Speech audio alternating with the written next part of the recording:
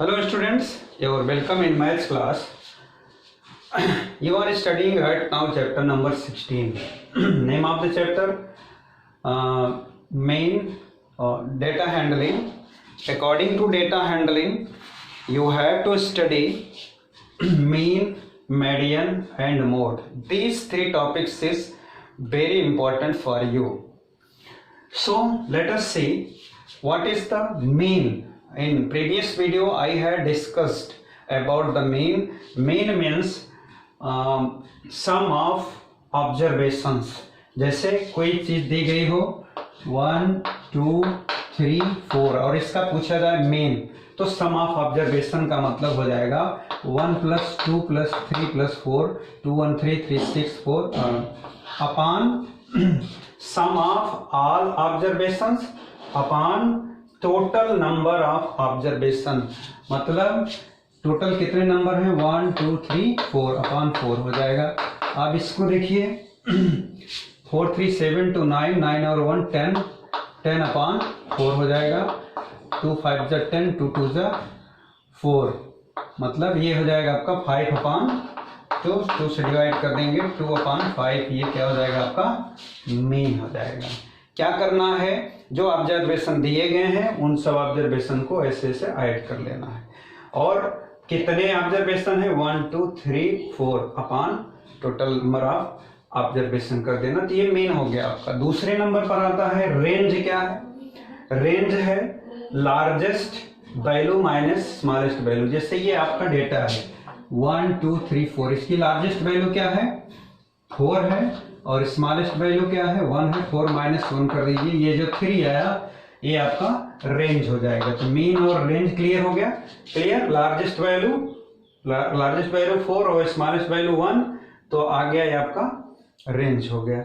उसके बाद नंबर आता है मीडियन। क्या है मीडियन? कहता है if n is odd. n का मतलब यही number of total number of observation. जैसे हमने भी लिया था कि 1 2 मान लीजिए यही नंबर है आपका 4 है 1 है 3 है 2 है, ये आपका डेटा है। और इस डेटा का मीन भी हमने निकाला, इसका रेंज हमने निकाला। अब इसी का मीडियन देख लेते हैं। मीडियन में दो फार्मूले होते हैं। If n is odd, n का मतलब है ये नंबर ऑफ ऑब्जर्वेशन 1 2 3 4, ये हो जाएगा n = क्या हो गया 4। क्लियर है।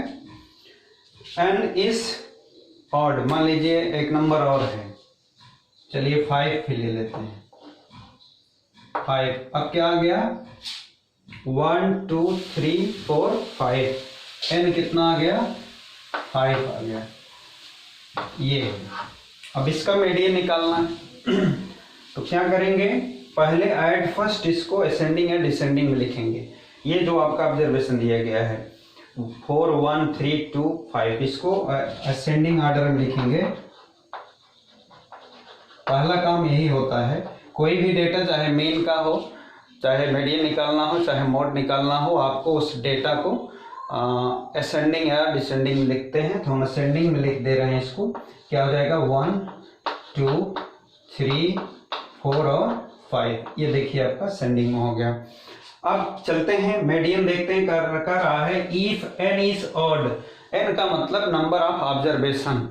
कितने ऑब्जर्वेशन है 1 2 3 4 5, 1 2 3 4 5, n आपका आ गया 5। अगर नंबर ऑफ ऑब्जर्वेशन क्या है ऑड है, मतलब 5 जो आया, कितने थे 1 2 3 4 5, ये 5 क्या है ऑड नंबर है, इसीलिए लिखा गया है इफ n इज ऑड।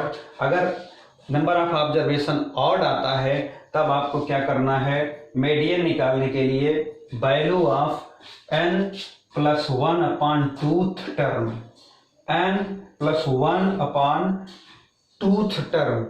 अब करके देखते हैं, n आ गया तो फार्मूला क्या हो जाएगा, मीडियन इज हो जाएगा m से लिखते हैं n आपका 5 आया है, यहां लिख देते हैं n = 5 आया है। डेटा को हमने असेंडिंग ऑर्डर में भी लिख दिया है। अब इसमें मीडियन निकालना होगा, तो क्या करेंगे, median is equal to, formula लिखा है n+1/2, n+1/2 टर्म। तो n क्या है आपका, n भी हमने फाइंड किया 5 है, तो ये हो जाएगा 5 + 1 कर देना है अपॉन 2, 5 और 1 6, 6/2, 2 3 6, क्या आया 3 आ गया। लेकिन टर्म इसका क्या मतलब है, इसका ये मतलब है जो आपका डेटा था उसको आपने जो असेंडिंग ऑर्डर में किया है, अब उसमें तीसरे नंबर पर जो होगा वही आपकी मीडियन होगी। यही मतलब है कि n+1/2 टर्म का मतलब है कि जो आएगा सिंप्लीफाई करने पर उस टर्म वही होगा आपका। लिखा है वैल्यू, लिखा है क्या लिखा है, वैल्यू। तो वैल्यू को मतलब तीसरे नंबर पर क्या आ रहा है, यहाँ पर आपका जो डेटा था असेंडिंग जो आपने किया था 1 2 3 ये आ रहा है, तो ये आपका मीडियन हो जाएगा।